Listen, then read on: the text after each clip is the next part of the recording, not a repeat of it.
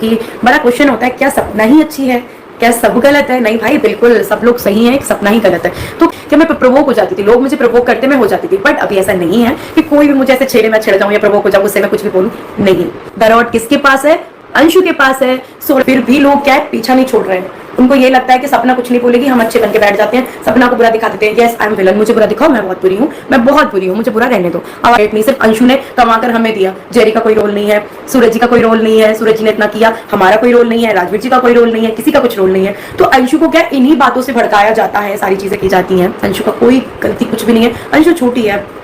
दारोट अंशु के पास है, तो इस चीज को कोई मान क्यों नहीं रहा है? मेरा तो ये है ना, दारोट भी है, फिर भी नहीं मानना कि दारोट है किसके पास। मेरा तो मेन मोटिव ही यही है कि दारोट है किसके पास? दारोट है अंशु के पास, जो कि मौसा जी ने बता दिया आप लोगों को यही चीज। हाँ, और हाँ एक और चीज बोलते हैं वो, क्या सब लोग बुरे हो गए? क्या सपना ही एक अकेली अच्छी है? शिवी भी गलत हो गई, उनके मम्मी के साथ आए थे, क्या वो भी गलत हो गए? शिवी से तो मैं खुद मिला हूँ जब शिवी शादी में आई थी। आप कब कब शिवी से मिल लिए? और शिवी को तो मैं जानता हूँ, उनकी फैमिली भी बहुत अच्छी है, तो शिवी अच्छी सारी चीजें हैं, तो उनके ससुर जी ने क्यों माफी मांगी? और ये मुद्दा तो बहुत दिन पहले ही खत्म हो गया मौसा जी, अब आप क्यों लेके आ रहे हो? आप अभी एक टीम खड़ी कर रहे हो कि आ जाओ सपना के जो हेटर्स हैं मेरे पास आओ, एक हम टीम खड़ी करते हैं, तब सपना को हराएंगे, तब सपना के बारे में गंद पकेंगे, तब तो सपना शांत हो जाएगी। आप इसीलिए तो खड़ा कर रहे हैं ना टीम को, करो टीम खड़ी करो। अच्छी बात है, मैं अकेली ही काफी हूँ, मैं अकेली तो मेरे साथ भगवान है, बस मैं अकेली काफी हूँ। और मेरी यूट्यूब फैमिली मेरे साथ है, और भी जो चैनल्स हैं जो सच और झूठ का पर्दाफाश करते हैं वो लोग भी मेरे साथ में हैं, तो मैं अकेली नहीं हूँ। आप लोगों को लगता है मैं अकेली हूँ? स्कूलिंग मिस हुई तो किसकी हुई है? आयु की हुई। नुकसान हो रहा है किसका हो रहा है? हम लोगों का हो रहा है। तभी तो बोल रहे हैं सब लोग बेचारे बन के बैठ जाते हैं। कुछ लोग नहीं चाहते मैं ठीक रहूं, मेरी मानसिक स्थिति सही रहे, कुछ लोग ये नहीं चाहते, मैं ऐसे चाहते हैं मैं बौखला जाऊं, पर मैं नहीं बौखलाऊंगी मौसा जी, मैं सही हूँ अभी, क्योंकि मेरे सामने तो बच्चे हैं, मैं ऐसी रहूंगी तो कैसे चलेगा?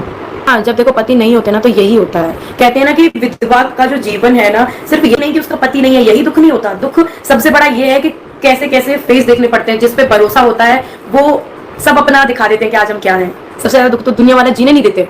भाई एक ही गलत नहीं होता, पर दुनिया क्या सोचती है, अकेली है, छोटी है, भाई पागल है, ये तो मौके का फायदा उठाओ, ये होता है।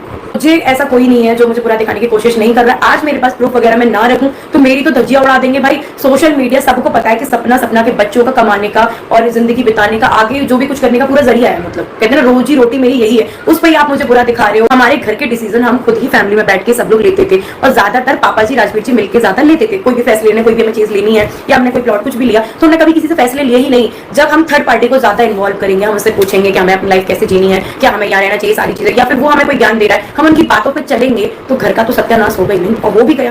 लोग तो पता क्या चाहते हैं, सपना मर जाए बस। मेरे लिए पता नहीं कितनी अगरबत्तियां कितने दीपक जलते होंगे कि ये मर जाए, पूरा कलेश खत्म, पूरा कलेश खत्म।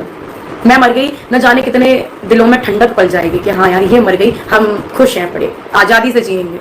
मैं फिर से आपको बताती हूँ, अंशु का जो मेरा रिलेशन था, मैंने उसको अपनी बेटी माना, उसने भी मेरे को मां माना, पर अब उसकी रियल जो मम्मी पापा है भाई वो उनका साथ देगी, उनके साथ रहेगी। मैं उसकी बुआ की लड़के की बहू, मतलब दूर का रिलेशन है, तो भाई वो मेरा नाम क्यों लेगी अपनी वीडियो में, मेरे बारे में क्यों बोलेगी? मैं उसकी लगती कौन हूँ कौन, क्या ही उसके काम आऊंगी? अब अंशु का खुद का एक चेहरा है, वो पॉपुलर है, वेल एजुकेटेड है, मैं ठहरी अनपढ़ गवार, तो क्या ही मतलब है? मेरे जैसे कोई वीडियो आई, किसी ने मुझे बुरा दिखाया, मेरे लिए हेट कमेंट्स आए, मैं ऐसे रोने बैठ जाती थी, बीमार हो जाती थी, मेरे माइग्रेन न जाने क्या क्या होते थे। अब क्या है, मुझे लगा कि यार अपने आप को क्यों इंप्रूव करना है, इतना ज्यादा बुरे हैं, ठीक है चलो बुरे बनते हैं। अब हम बुरे बन के दुनिया को, भाई दुनिया में नहीं जीने दे रही, हम दुनिया को नहीं जीने देंगे, तो हम ढीठ बनेंगे। हम क्यों बढ़िया बने? हम तो नहीं है किसी के लिए बढ़िया, हम तो बुरे हैं। जब हमको सब लोग बुरा दिखा रहे हैं तो ठीक है हम बुरे हैं, हम बहुत बुरे हैं। और इस बुरे बनने से अगर मेरी बच्चों का फ्यूचर बनता है ना, और खुद मैं स्ट्रांग रहती हूँ, मैं बीमार नहीं पड़ती, तो भाई मैं ऐसे बुरे बन के जीऊंगी, अच्छे से जीऊंगी, हंस के जीऊंगी। मुझे रोके नहीं जीना। रोके जीने से नुकसान किसका हो रहा था? मेरा हो रहा था, किसी का नहीं हो रहा था। बोलो सपना अंशु ने ऐसा क्यों किया? अंशु ने नहीं किया।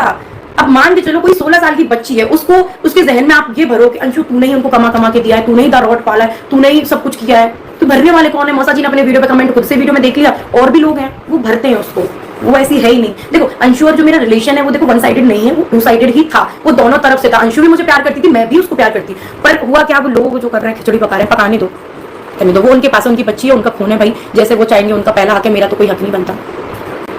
हक बना के भी मैं कक्कर भी कह लूंगी कि भाई वो मेरी है कि भगवान ने जितना मुझे दुख दिया ना उससे ज्यादा मुझे सुख देगा भगवान। मेरी बच्चियों के साथ मुझे खुश रहना है बस। मैं किसी से नहीं कह रही हूँ कि भाई मेरा पक्ष सुन के ही आप मुझे सही बोलो, बिल्कुल नहीं, मैं बिल्कुल सही नहीं हूँ। आप तो पूरा पक्ष सुनो, दूसरे की भी सुनो, तब जाके फैसला करो कौन सही है कौन गलत है। मैं नहीं कह रही कि आप मुझे सही बोलो। Hello friends, welcome to my YouTube channel. आज सपना ने दिया अपने हेटर्स को मुंह तोड़ जवाब। जो सपना पे एलिगेशंस लगा रहे थे, गलत इल्जाम डाल रहे थे, कुछ गलत बातें न्यूज फैला रहे थे सोशल मीडिया पे, उनको सपना ने आज हर सवाल का जवाब अपने लाइव में आके दिया है। जब राजवीर जी थे जब तो किसी ने भी उंगली नहीं उठाया सपना पे, लेकिन राजवीर जी जाने के बाद पूरे घर को सपना ने संभाला था। अपने सास ससुर को भी एक बेटी बनके सपना ने संभालने की पूरी कोशिश की, लेकिन राजवीर जी जाने से शायद कुछ सिचुएशन बदल गई है। आज राजवीर जी होते थे तो आज ये सिचुएशन नहीं आती थी। कुछ लोगों को बोलने की हिम्मत नहीं होती थी, सपना पे उंगली उठाने की हिम्मत नहीं होती थी। लेकिन क्या करे, राजवीर जी नहीं रहने से, सूरज जी राजवीर जी नहीं रहने से सब लोग इंटरफेयर कर रहे हैं सपना के ससुराल में, इसलिए सपना को घर छोड़ के जाना पड़ा, बाहर निकलना पड़ा। राजवीर जी हर सिचुएशन को संभाल लेते थे। सपना के लाइफ में जो भी प्रॉब्लम आती थी राजवीर जी ढाल के जैसे खड़े थे सपना के पीछे।